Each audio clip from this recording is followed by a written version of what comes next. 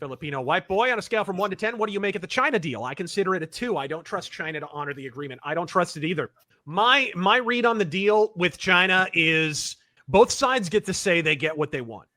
Trump gets to lower the tariffs, say China blinked, because they did. They objectively did. They were having factory protests that were bordering on riots, and they're still going to have those. They still do, even after the deal.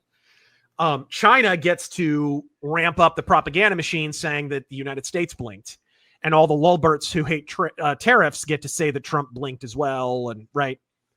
But this basically is just kicking the can down the road until August. Make no mistake, communists lie. The communist Chinese have agreed to an entire panoply of things that they've never done, right? We'll take our military out of the China Sea. They agreed to that under Obama. How did that work out? Oh, they agreed to give Hong Kong democracy. How did that work out? Communists lie, it turns out. And it turns out communists always lie. So unless Trump is prepared to really drop the warhammer on their head, sorry, I just got sued by Games Workshop. But unless he's prepared to drop the hammer on him, he better be. That's all I have to say. He better be. I've said this before. In terms of the economic calculus, we will be hurt by an ongoing tariff war, but we'll get over it because we have alternatives to China. China are like the factory of the world, but they don't account for 90% of the stuff that we bring in. They're like 20%, somewhere thereabouts.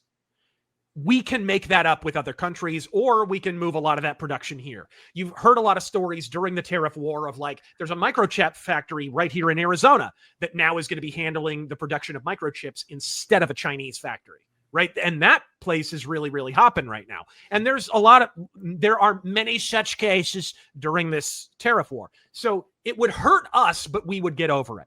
China, on the other hand, cannot find a big enough consumer market to replace the United States. We account for a quarter of their economy. And those are the somewhat softened CCP numbers. Those are probably a lie. We probably account for considerably more than that. We can find other countries that produce because other countries do produce.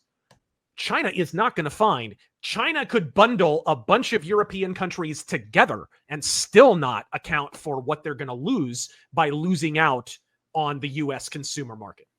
So it was always in our favor and not theirs. And the clowns at the Hoover Institution and the clowns at the Libertarian Party and so forth, Rand Paul and Thomas Massey, who are supposed to understand economics, apparently don't understand the basic arithmetic that, hey, it's easier to find more factories than it is to find more people to consume from the factories. China doesn't have much of a consumer market. And as we established, I think it was last week or the week before last, China's population figures are a complete bald-faced lie.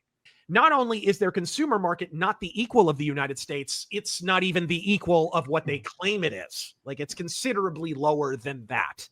So, but for my final rating on that, I don't know. It's like, if Trump isn't planning on bringing down the hammer, I give it like a 1. If he does plan on bringing down the hammer and it's kind of part of a longer term campaign, I still only give it like a 6 because China wants to extend the trade war. And he kind of played into that with the deal. I got to admit.